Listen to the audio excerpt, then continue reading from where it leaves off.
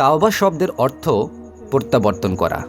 গুনাহগার বান্দা তাওবার মাধ্যমে আল্লাহর নাফরমানি থেকে আল্লাহর দিকে পুনরায় ফিরে আসে। বান্দা যতই গুনাহ করুক না কেন, আল্লাহর কাছে ক্ষমা চাইলে তিনি ক্ষমা ও মাফ করে দেন। বান্দার গুনাহ যত বড়, তার রহমত এর চাইতেও বড়। তাই নিরাশ হওয়ার কোনো কারণ নেই। আল্লাহ পবিত্র কোরআন মাজিদে ইরশাদ করেছেন, হে আমার বান্দারা, তোমরা যারা নিজের আত্মার উপর জুলুম করেছ, আল্লাহর রহমত থেকে নিরাশ হও না। নিশ্চয়ই আল্লাহ সকল গুনাহ মাফ করেন। নিঃসন্দেহে তিনি অধিক ক্ষমাশীল ও মেহেরবান। সূরা জুমার আয়াত 53। এই আয়াত অনুযায়ী আল্লাহর রহমত থেকে নিরাশ হওয়া নিষিদ্ধ বা কুফরি। রমজান মাস হচ্ছে তাওবা ও ক্ষমার মৌসুম, রহমত, নাজাত ও মাগফিরাতের মাস। এ মাস তাওবার জন্য মহামূল্যবান। রাসূলুল্লাহ সাল্লাল্লাহু আলাইহি ওয়াসাল্লাম বলেছেন, আল্লাহ দিনে গুনাহকারীদের গুনাহ মাফ করার জন্য রাত্রে নিজ ক্ষমার হাত সম্প্রসারিত করেন এবং রাত্রে গুনাহকারীদের গুনাহ মাফ করার জন্য দিনে নিজের ক্ষমার হাত সম্প্রসারিত করেন। কিয়ামতের আগে পশ্চিমে সূর্যোদয় পর্যন্ত এভাবে চলতে থাকবে। আল্লাহ বান্দার গুনাহ মাফের জন্য রীতিমতো অপেক্ষা করেন।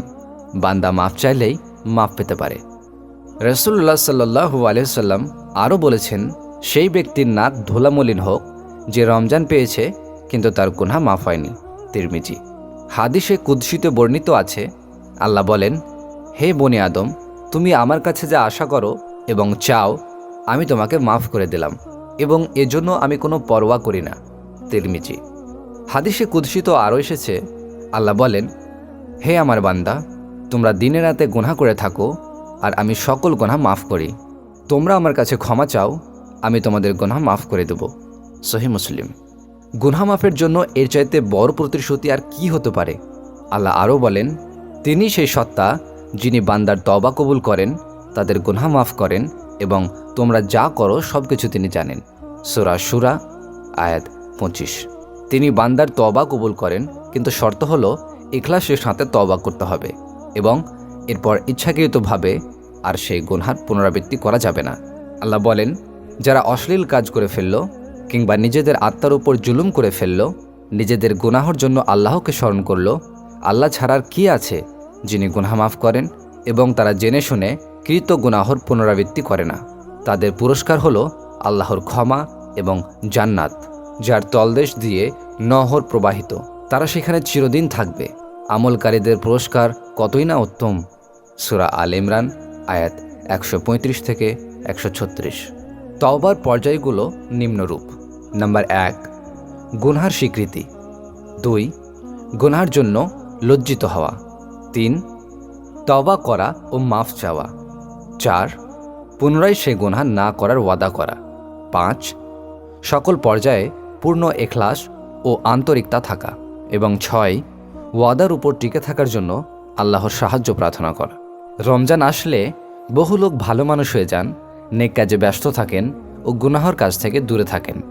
রীতিমতো জামাতে নামাজ পড়েন, তারাবি পড়েন, রোজা রাখেন, কোরআন পড়েন, দান সাদকা করেন, ঘুষ, মিথ্যা এবং গালিগালাজ কিংবা নিন্দা অপবাদ থেকে দূরে থাকেন। কিন্তু রমজান চলে গেলে তারা আবার রমজান পূর্ব পশুত্বের দিকে ফিরে যান। তাহলে তওবা ও ক্ষমার দাবি পূরণ হলো কোথায়? তারা যদি আবার আল্লাহর নাফরমানি ও গুনহার মধ্যে লিপ্ত হন, তাহলে ক্ষমা, রহমত ও মাগফিরাত কিভাবে লাভ করবেন? তওবার উপর টিকে থাকা অত্যন্ত জরুরি। হযরত আনাস রাদিয়াল্লাহু আনহু থেকে বর্ণিত, তিনি বলেন, আমি রাসূলুল্লাহ সাল্লাল্লাহু আলাইহি ওয়াসাল্লামকে বলতে শুনেছি, আল্লাহ বলেন, হে বনি আদম, তুমি আমার নিকট যা যা দোয়া ও প্রত্যাশা করো আমি তোমার সকল গুনাহ মাফ করে দেব এবং এ ব্যাপারে আমি কোনো কিছুর পরোয়া করব না। হে বনি আদম, যদি তোমার গুনাহ আকাশের মেঘমালার মতো বিপুল পরিমাণও হয়, তারপরও তুমি আমার কাছে ক্ষমা চাও, আমি তোমার সে গুনাহ মাফ করে দেব এবং সেজন্য আমি কোনো পরোয়া করি না। হে আদম সন্তান, যদি তুমি জমিন পরিমাণ বিশাল গুনাহরাশি নিয়েও আমার দিকে ফিরে আসো এবং আমার সাথে আর কাউকে শরিক না করো, তাহলে আমিও তোমার প্রতি জমিন পরিমাণ বিশাল ক্ষমা নিয়ে হাজির হব। তিরমিজি। ক্ষমার জন্য এর চাইতে বড় আহ্বান আর কি হতে পারে? বুখারী শরীফে আরেকটি ঘটনার উল্লেখ আছে। ঘটনাটি হলো, আগের উম্মতের এক ব্যক্তি 99টি হত্যার গুনাহ মাফ সম্ভব কিনা তা জানার জন্য একজন আলেমের কাছে যান। আলেম ব্যক্তিটি না বলেন। তখন হত্যাকারী একেও হত্যা করে হত্যার সংখ্যা 100 পূর্ণ করেন। তারপর 100 হত্যার গুনাহ মাফ সম্ভব কিনা তা জানার জন্য আরেক আলেমের উদ্দেশ্যে রওনা করেন। পথে তার মৃত্যু উপস্থিত হলে নেক ও পাপী লোকেদের মৃত্যু দানকারী ফেরেশতাদের মধ্যে কে তার রূহ হরণ করবে তা নিয়ে বিরোধ সৃষ্টি হয়। পরে তার তওবার গন্তব্যস্থল কাছে না প্রস্থানস্থল কাছে তা মাপার নির্দেশ আসে। জরিপে তওবার স্থান নিকটবর্তী হওয়ায় নেক লোকের রূহ হরণকারী ফেরেশতারা তার রূহ হরণ করেন। এই ঘটনা তাওবার মর্ম ও মাহাত্ম্যকে কি সুন্দরভাবে ফুটিয়ে তুলেছে। আল্লাহ আমাদেরকে সবাইকে সত্যিকারভাবে তওবা করার তৌফিক দিন। আমিন।